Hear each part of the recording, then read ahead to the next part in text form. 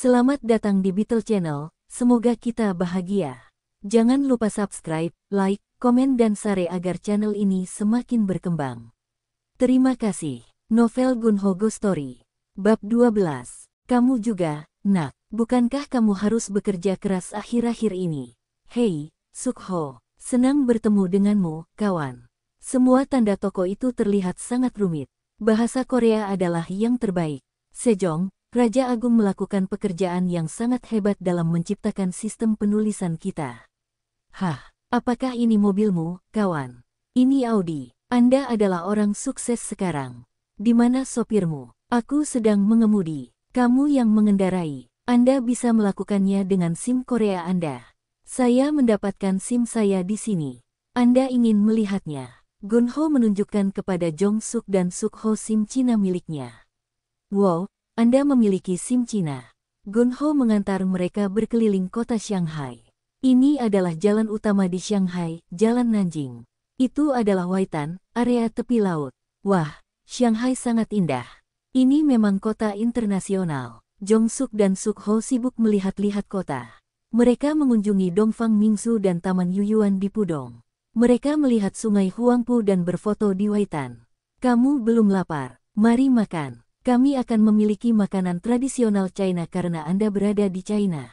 Gunho membawa mereka ke sisi belakang Jalan Nanjing.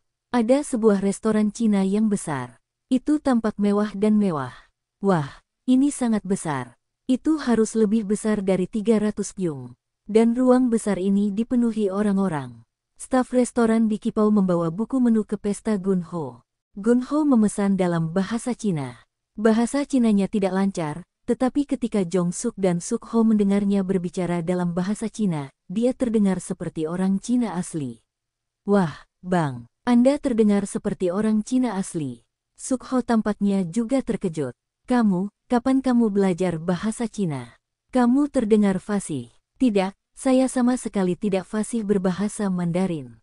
Saya kuliah di Universitas Zhejiang sekarang. Saya pindah ke sana. Aku akan lulus setelah semester depan.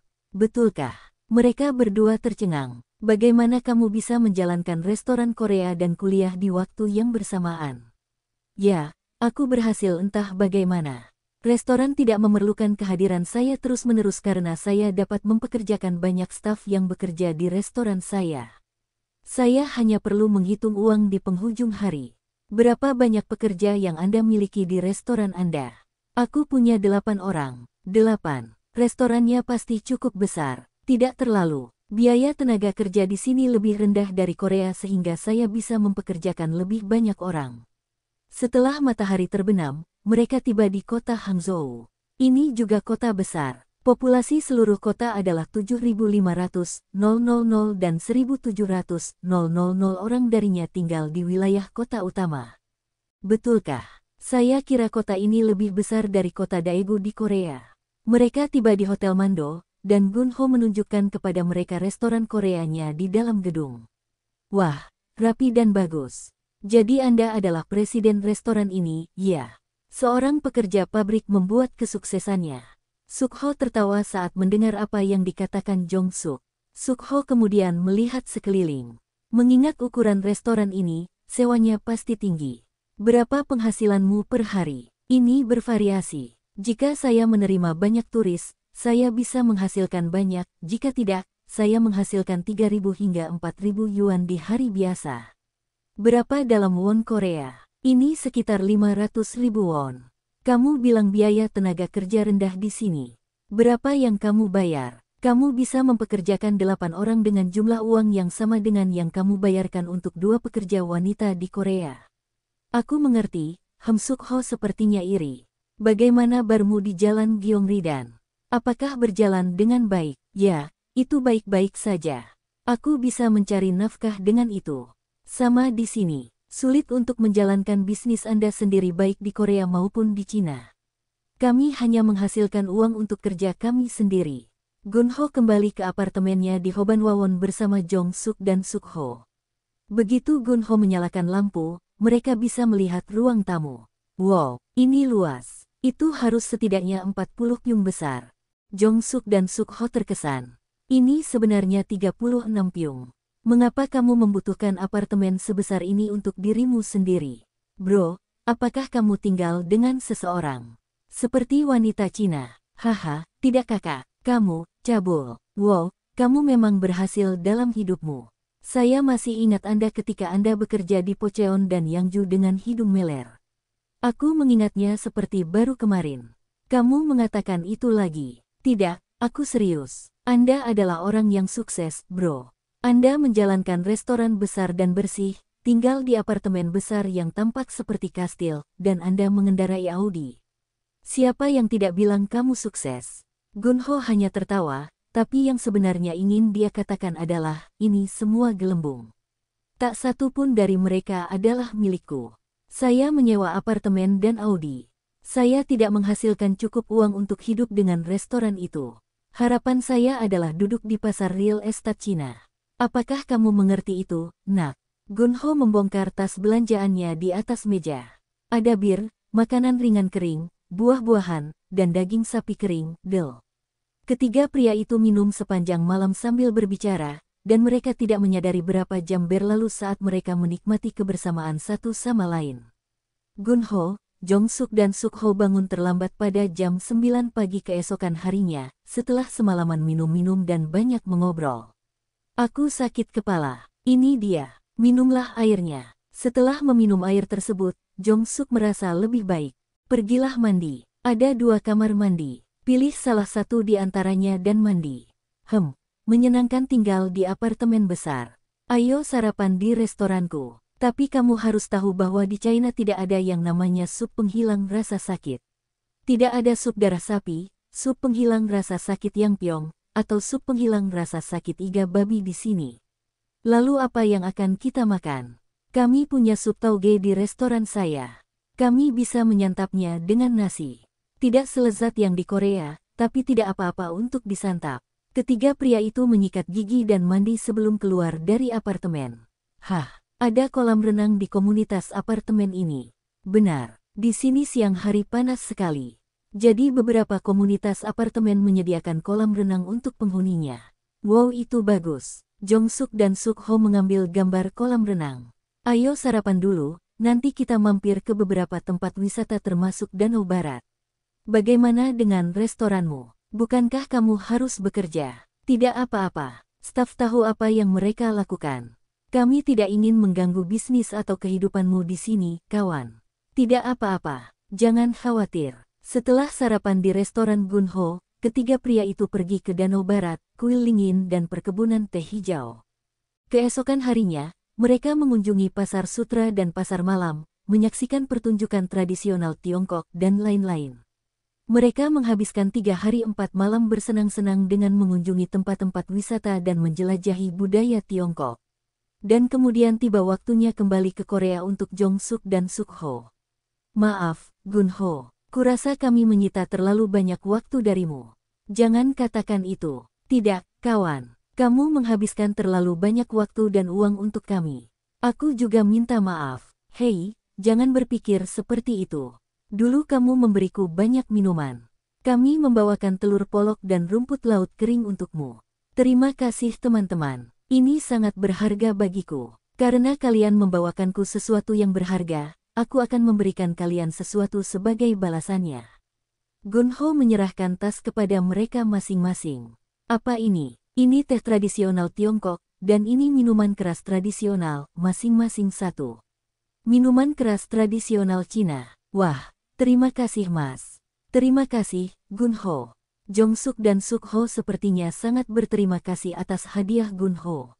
Setelah mereka pergi, Gunho kembali ke rutinitasnya. Dia memiliki waktu luang sebelum sekolahnya dimulai. Aku masih punya beberapa hari lagi sebelum kembali kuliah. Ayo kita naik sepeda dan berkeliling kota. Ini akan menjadi latihan yang bagus.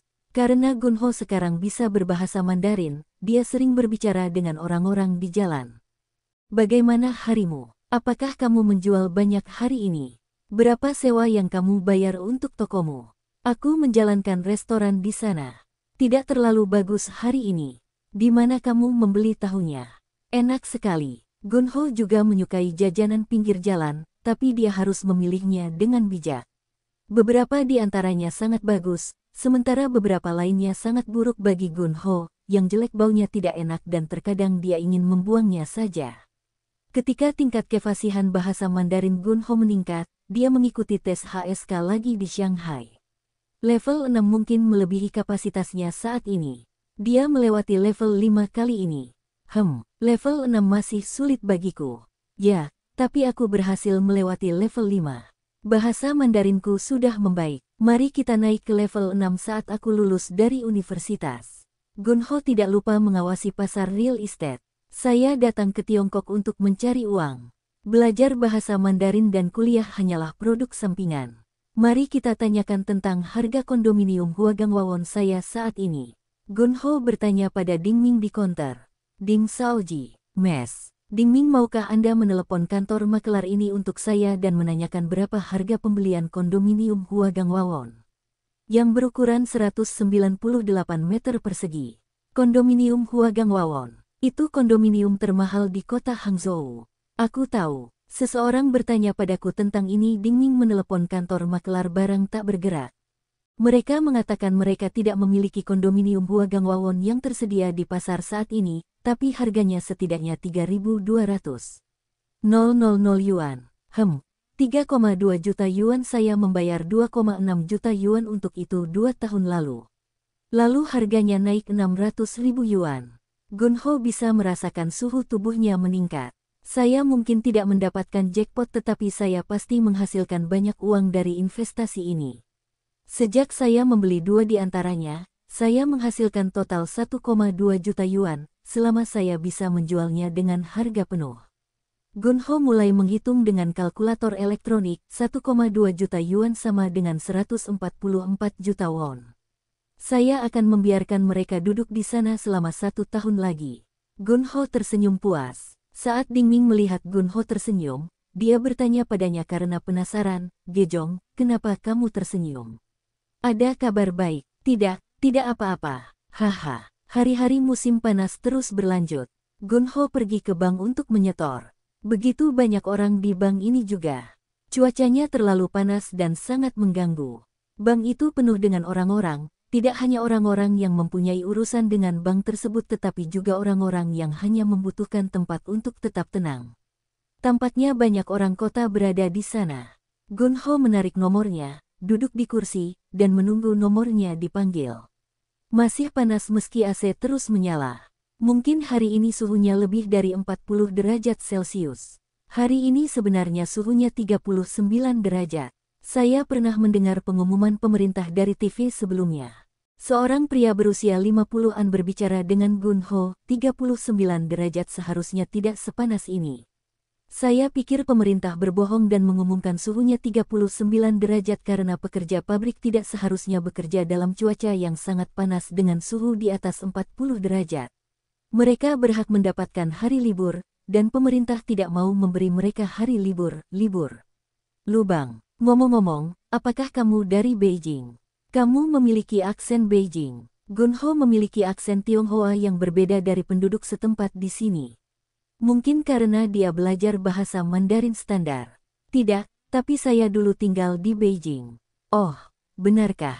Kupikir kamu berasal dari Beijing atau Dongbei Timur Laut. Gunho menyukai kenyataan bahwa orang Tiongkok tidak mengakui Gunho sebagai orang asing. Dia akan terkejut jika saya memberitahunya bahwa saya orang Korea. Entah menjadi orang Beijing atau apapun, saya rasa saya akan menjadi salah satu dari mereka. Gunho terkekeh. Setelah dia menyetor uang ke rekening banknya, dia kembali ke restorannya. Dingming, ini kwitansi setorannya. Saya menyetor pendapatan dari kemarin.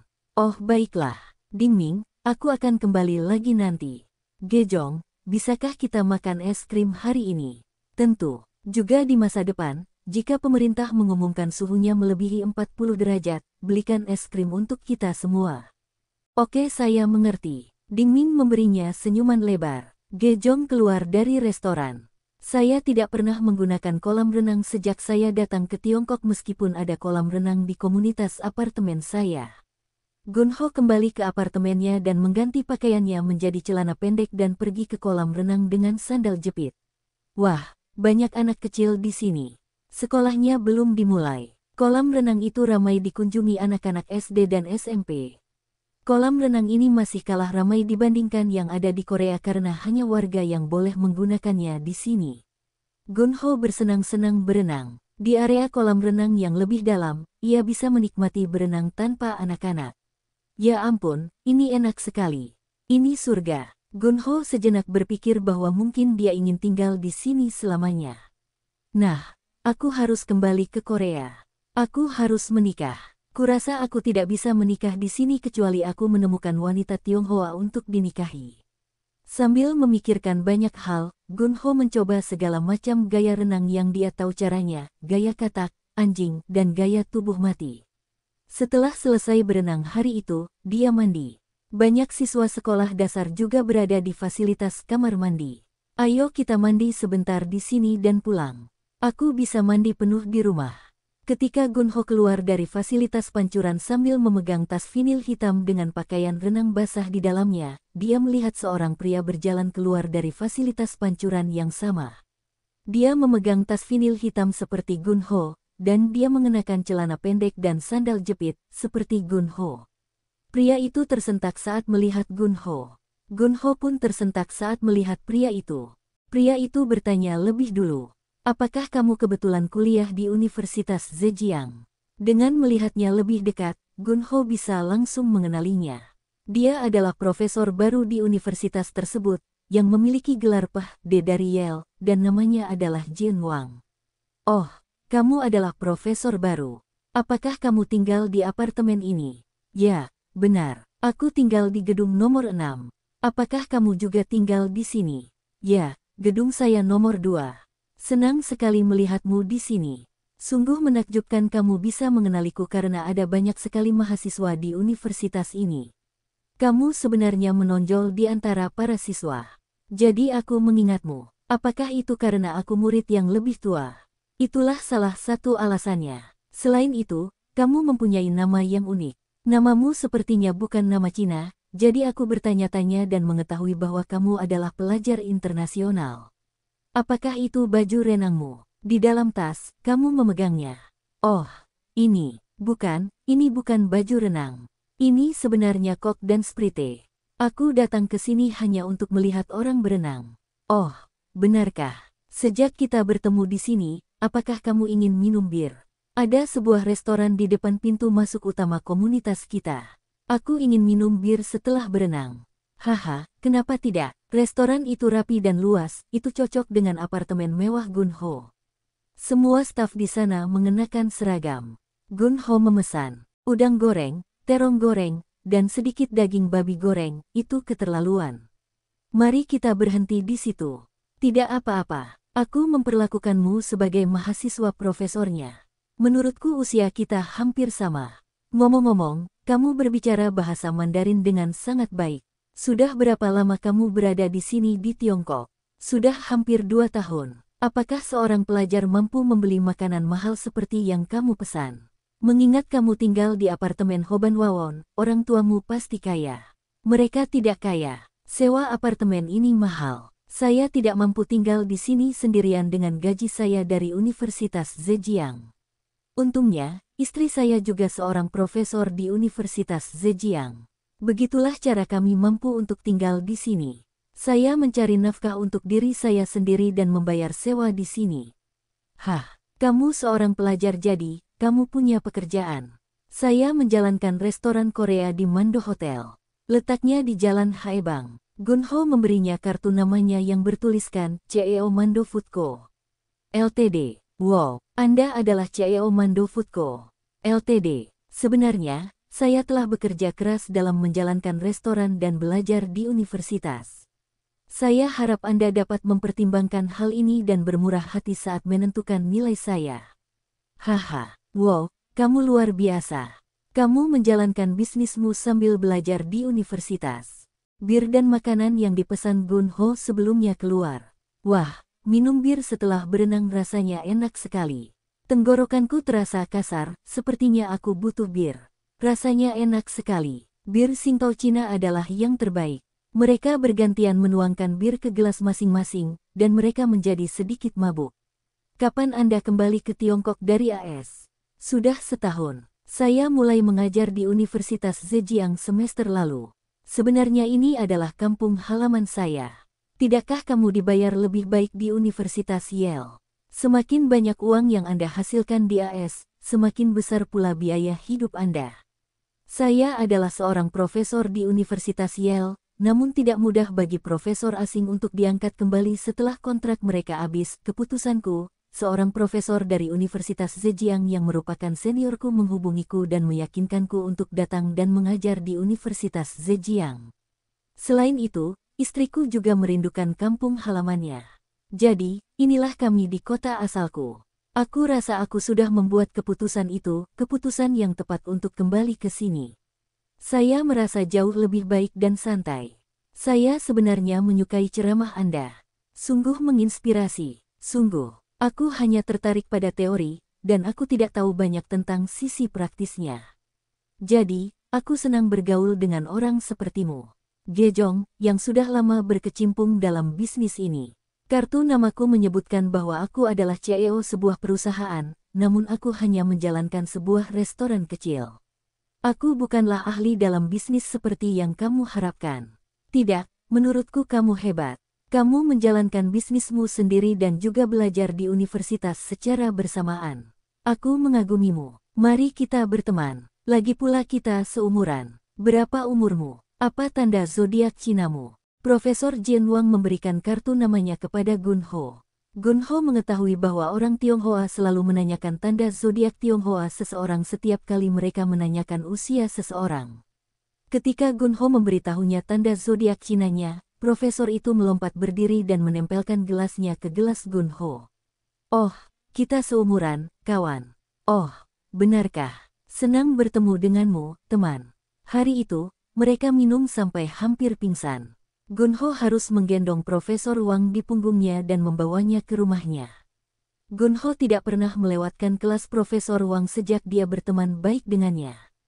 Ceramah Profesor Wang selalu singkat, tepat, dan mudah dipahami. Oke, lihat grafik ini. Apakah Anda melihat titik di mana garis total biaya melintasi garis total penjualan? Itulah titik impas BEP. Gun Ho menganggukkan kepalanya sambil menulis catatan. Ia dapat dengan cepat memahami perkuliahan karena berhubungan langsung dengan apa yang ia lakukan di tempat kerja menjalankan usahanya. Apa yang harus Anda lakukan untuk menghasilkan keuntungan dalam bisnis? Anda harus mengurangi biaya tetap dan menurunkan biaya variabel. Kita akan mengadakan kuis setelah kuliah tentang analisis BEP ini. Sebuah kuis. Para siswa mulai membicarakan kuis yang tidak terduga. Gun Ho sedang berjalan keluar dari ruang kuliah setelah kuisnya ketika Profesor Wang mendekatinya dan berkata, "Hei, temanku. Aku minta maaf soal yang terakhir kali. Jangan sebutkan itu. Saya menunggu teman saya dari Shanghai malam ini, dan kami akan datang ke restoran Korea Hotel Mando Anda. Mengapa Anda tidak bergabung dengan kami? Tentu, kenapa tidak? Lagi pula aku akan berada di restoran. Nanti aku akan menemuimu dan temanmu."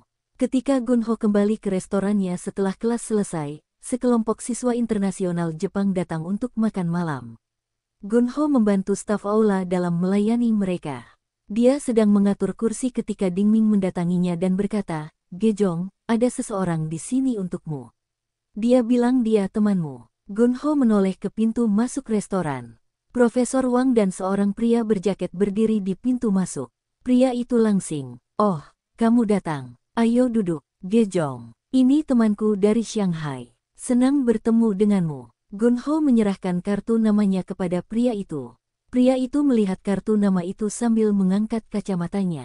Dia mengenakan kacamata berbingkai plastik hitam dan tampak seperti seorang guru sekolah dasar di pedesaan. "Sini, silakan duduk." Gun Ho menarik kursi untuknya. Teman Profesor Wang dari Shanghai mengeluarkan kartu namanya dari saku celananya sambil duduk di kursi. Gun Ho dengan hati-hati melihat kartu namanya. Wakil Direktur Biro Konstruksi Kota Shanghai. Gun Ho bertanya-tanya berapa level wakil direktur dalam pangkat pemerintahan. Dia merasa aneh sekaligus takjub bertemu dengan orang yang berpangkat tinggi seperti dia karena dia sendiri bahkan tidak bisa lulus ujian kerja pemerintahan level 9 setelah beberapa kali mencoba. Dia tampak seumuran denganku. Bagaimana dia bisa mencapai puncak? Posisi wakil direktur, ya. Gunho membawakan buku menu untuk Profesor Wang dan temannya. Saya tidak tahu banyak tentang makanan Korea. Profesor Wang berkata, dan wakil direktur dari Shanghai memesan sup ayam ginseng untuk dirinya sendiri. Apakah kamu pernah makan sup ayam ginseng Korea sebelumnya? Saya melakukan perjalanan bisnis ke Korea tahun lalu. Saya makan sup ayam ginseng di suatu tempat di sekitar gerbang Dwangwamun. Gunho melihat kartu namanya lagi. Namanya Sekang Lee. Gejong adalah temanku dan kami seumuran. Kamu juga, Direktur Lee. Sekang Lee tertawa. Profesor Wang menyebut Sekang Lee sebagai Direktur Lee padahal posisinya adalah wakil direktur. Dia sepertinya merasa lebih nyaman menggunakan kata sutradara. Gunho, Profesor Wang, dan Direktur Lee menikmati sup ayam ginseng dengan baijiu, minuman keras Tiongkok. Gunho ingin minum bir karena dia tidak memiliki toleransi alkohol yang tinggi. Namun, Direktur Lee sudah memesan baijiu dan Gunho memutuskan untuk meminumnya bersama mereka. Begitu pelajar internasional Jepang meninggalkan restoran setelah makan malam, suasana menjadi sunyi. Apakah kamu bersekolah di SMA yang sama? Tidak, saya bersekolah di SMA di Hangzhou, dan dia bersekolah di SMA di Shanghai. Lalu bagaimana kamu bisa menjadi teman? Kami kuliah bersama di Universitas Peking. Kami sangat dekat saat itu dan kami selalu makan sate domba di daerah Wudaoko, bukan? Direktur Lee tertawa. Setelah makan cukup banyak sate domba, saya pergi untuk belajar lebih banyak di AS dan orang ini tinggal di Tiongkok dan mendapat pekerjaan di pemerintahan. Ayah orang ini dulunya bekerja sebagai hyunjang sesuai dengan gubernur daerah di Korea dan kakeknya berada di tentara rute ke-8. Kamu, Jin Wang, kamu adalah pria brilian yang dilahirkan untuk menjadi cerdas. Ayah orang ini adalah seorang sarjana terkenal. Hei, kenapa kamu tidak berteman dengan Gejong? Kamu juga seumuran. Kita adalah orang-orang sezaman yang menghirup udara yang sama selama ini. Oh, aku tidak akan berani berteman dengan profesor dan direktur. Direktur Lee menanggapi apa yang dikatakan Gunho, ada banyak orang bodoh di pemerintahan. Para pebisnis jauh lebih pintar dari mereka, dan mereka memiliki wawasan tentang masa depan masyarakat kita. Saya juga telah melihat banyak orang yang keras kepala di pemerintahan Korea ketika mereka melakukan hal yang sama. Saya mengunjungi Korea. Tentu saja, masih ada pejabat pemerintah yang luar biasa di Korea. Kalian berdua, bertemanlah. Profesor Wang bersikeras. Oke, teman. Kamu orang yang luar biasa, Gejong. Kamu menjalankan restoran di luar negeri. Aku mengagumimu. Biarkan aku menuangkan baijiu ke gelasmu, ini. Direktur Lee sepertinya mabuk. Apakah kamu tahu apa yang disarankan ayahku kepadaku ketika aku memberitahunya bahwa aku ingin bekerja di pemerintahan setelah lulus kuliah? Ayahmu masih bekerja di pemerintahan saat itu, kan?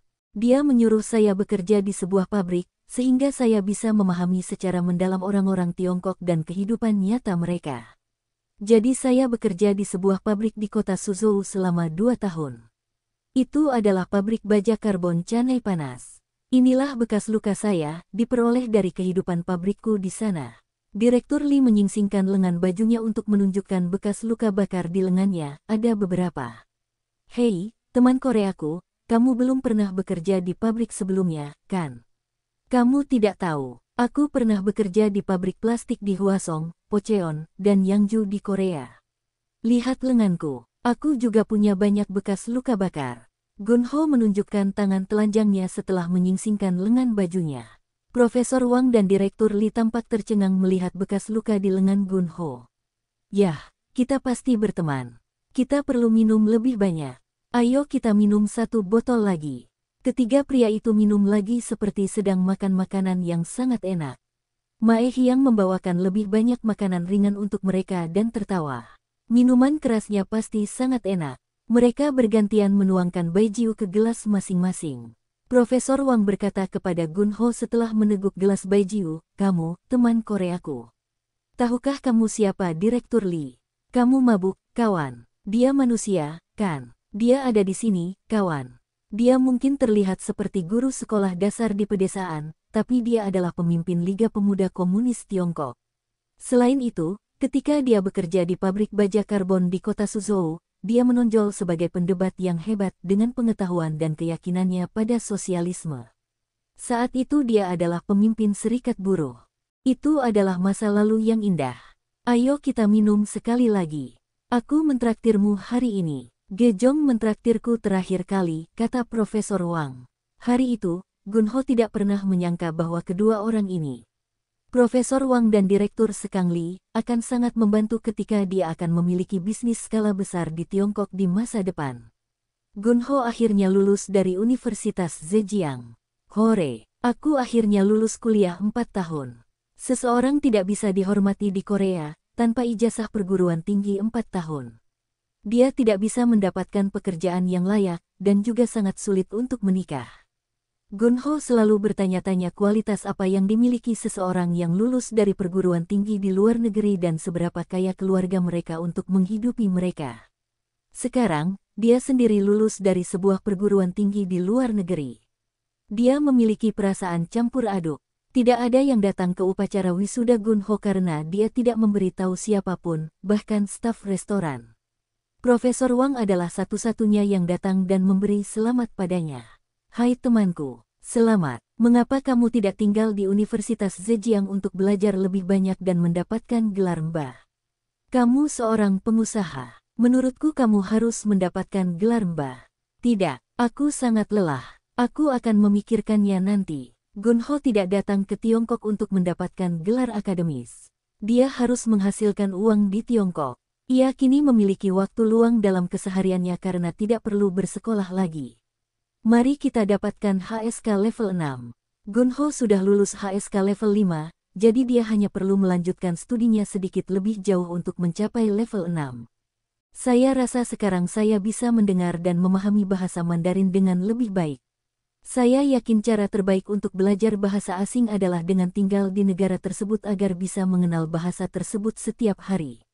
Gunho membeli buku persiapan tes HSK level -6 dan belajar dengan giat. Gunho akhirnya menerima sertifikat HSK level 6. Itu adalah hari yang membahagiakan baginya. Dia sama bahagianya dengan hari dia lulus dari Universitas Zhejiang. Saya rasa saya bisa mendapatkan pekerjaan yang layak di Korea dengan sertifikat ini. Saya memiliki ijazah Universitas Zhejiang dan kemampuan bahasa Mandarin yang terbukti didukung oleh sertifikat HSK dengan level tertinggi. 6. Saya yakin saya bisa mendapatkan pekerjaan di perusahaan menengah yang memiliki kantor cabang di China. Gunho sedang berpikir untuk menjual kondominium Huagangwawon miliknya dan membeli kondominium di Incheon, Korea, dan mendapatkan pekerjaan di sana. Nah, sepertinya aku sudah terlalu tua untuk memulai karir baru. Aku sekarang berusia pertengahan 30-an. Aku harus menikah. Haruskah aku mempertahankan restoran itu? Meskipun pendapatannya tidak cukup, bahkan jika aku mendapat menikah di Korea dan kembali ke Tiongkok, aku tidak bisa menghidupi keluargaku dengan penghasilan dari restoran ini. Aku akan punya anak juga. Gunho sekarang punya masalah baru yang harus dipecahkan. Musim dingin hampir berlalu dan pohon plum akan segera berbunga. Gunho menerima pemberitahuan resmi dari Mando Hotel. Apa ini? Apakah ini pemberitahuan resmi dari pihak hotel? Saat dia membaca notifikasi tersebut, wajah Gunho mengeras. Penyewa yang terhormat, kami informasikan bahwa manajemen hotel ini memutuskan untuk menutup gedung selama 6 bulan dari bulan Juni hingga Desember guna memperbaiki dinding luar dan pipa hotel. Retakan yang mengkhawatirkan ditemukan di bagian luar bangunan, dan pipa-pipanya sudah rusak, sehingga dapat menyebabkan masalah kesehatan yang parah. Ini demi keselamatan Anda dan tamu gedung kami. Pemerintah kota telah memperingatkan kami 2 kali tentang masalah yang sama sehingga kami tidak dapat menunda perbaikan lebih lama lagi. Oleh karena itu, perbaikan akan kami mulai pada bulan Juni karena kontrak sewa akan berakhir pada bulan Juni. Setelah perbaikan selesai, penyewa saat ini akan mendapat prioritas untuk pindah terlebih dahulu. Kami mohon maaf atas ketidaknyamanan ini dan terima kasih atas kerja sama Anda, Hotel Mando. Gunho bingung. Apakah mereka mengatakan bahwa saya harus menutup bisnis saya selama 6 bulan selama pekerjaan perbaikan mereka? Gunho menunjukkan pemberitahuan itu kepada stafnya termasuk Dingming. Bagaimana dengan kita? Apa yang akan kita lakukan? Anda bisa mengambil liburan 6 bulan atau bekerja di tempat lain. Gejong, apa yang akan kamu lakukan? Entahlah, aku masih shock. Ini sangat mendadak. Kami akan mengikuti keputusan apapun yang Anda buat. Yah, kita masih punya waktu 3 bulan lagi sebelum hotel tutup. Mari kita pikirkan. Gunho menghabiskan waktu berhari-hari menderita karena penutupan wajib restorannya selama 6 bulan. Apa yang akan saya lakukan? Haruskah saya mencari tempat lain untuk memindahkan restoran? Jika saya menemukan tempat baru, saya mungkin harus merenovasi tempat itu, dan biayanya akan mahal. Saya suka bangunan hotel ini. Bersih, dan mudah agar pelanggan baru dapat menemukan lokasi restoran. Saya tidak perlu mengubah apapun di sini. Gunho tidak bisa memikirkan ide bagus untuk menerobos situasi ini. Ketika dia memikirkan situasi sambil duduk di meja kosong, dia mendengar seseorang berdebat dengan keras dari konter. Itu adalah Ding Ming dan Mae Hyang. Apa yang terjadi di sini? Orang itu memandang rendah saya dengan mengatakan bahwa saya adalah orang Cina Korea. Aku tidak melakukannya. Kaulah yang meremehkanku. Pertarungan mereka membuat Gunho pusing. Ini bukan pertama kalinya mereka bertengkar. Kedua wanita ini tidak akur dan pernah bertengkar sebelumnya, tapi kali ini terlihat serius, mereka saling menjabat jari dan berteriak keras. Hentikan, Gejong, kamu selalu memihak wanita jalang itu. Mae Hyang mengeluh. Faktanya, Gunho dulu sering meminta bantuan Mae Hyang untuk interpretasi, tapi dia tidak lagi meminta bantuannya akhir-akhir ini. Itu mungkin memberi kekuatan lebih pada Ding Ming di restoran. Kedua wanita itu sedang bermain-main dalam permainan kekuasaan. Kakak perempuan Ding Ming adalah manajer hotel dan dia memiliki jaringan yang baik di daerah tersebut. Mae Hyang melakukan interpretasi untuk Gunho, dan dia masih sangat bergantung padanya pada kesempatan penting. Juga, ibunya adalah manajer dapur. Ini menempatkan saya pada posisi yang sulit. Gunho tidak bisa memihak siapapun, dia harus netral. Mungkin sebaiknya aku menyelesaikan semuanya di sini dan kembali ke Korea. Lagi pula aku tidak menghasilkan banyak uang dengan restoran ini. Gunho ditolak oleh restoran tersebut karena semua masalah yang ditimbulkannya dan fakta bahwa dia tidak memiliki penghasilan yang cukup dari restoran tersebut. Gunho membaca artikel tentang harga kondominium di kawasan Westlake malam itu. Dikatakan bahwa harga kondominium di kawasan tersebut akan naik karena saat itu adalah musim di mana banyak orang pindah ke tempat baru. Dikatakan juga bahwa meskipun harga kondominium di kawasan Danau Barat akan meningkat secara signifikan, harga kondominium biasa bagi sebagian besar masyarakat Tiongkok akan tetap sama seperti Gangnam di Seoul. TV di aula restoran menyala dan pembawa berita membicarakan topik yang sama. Gunho bisa mendengar desahan Ding Ming. Orang-orang yang tinggal di kondominium mewah di kawasan Westlake sangat beruntung. Cobalah berbahagia dengan apa yang kamu miliki, jika tidak, kamu akan sangat stres. Ding Ming cemberut saat dia mendengar Gunho mengatakan itu padanya. Orang tuaku tinggal di sebuah kondominium di daerah Yohang, dan harga kondominium mereka sedang turun. Apartemennya kecil sekitar 18 pyung, mungkin itu sebabnya. Kondominium itu ditugaskan oleh pemerintah. Kondominium orang tuaku di timur laut berukuran 100 meter persegi. Mae Hyang membual tentang kondominium luas orang tuanya di depan Ding Ming dan itu membuat Ding Ming cemberut lagi. Gunho ingin mengetahui harga kondominiumnya saat ini. Kondominium Huagang Wawon saya dihargai 3.200.000 yuan tahun lalu. Seharusnya sekarang harganya lebih mahal karena 1 tahun telah berlalu. Dia menelepon kantor makelar barang tak bergerak. Setelah menelepon beberapa kali, seorang pria dengan suara berat mengangkat telepon. Kantor Realtor, berapa harga kondominium Huagang Wawon sekarang? Yang 198 meter persegi. 198 meter persegi. Tidak ada satupun di pasaran saat ini. Apakah Anda mengharapkannya untuk keluar ke pasar dalam waktu dekat? Beri saya nomor telepon Anda, lalu saya akan memberitahu Anda begitu saya melihatnya di pasar.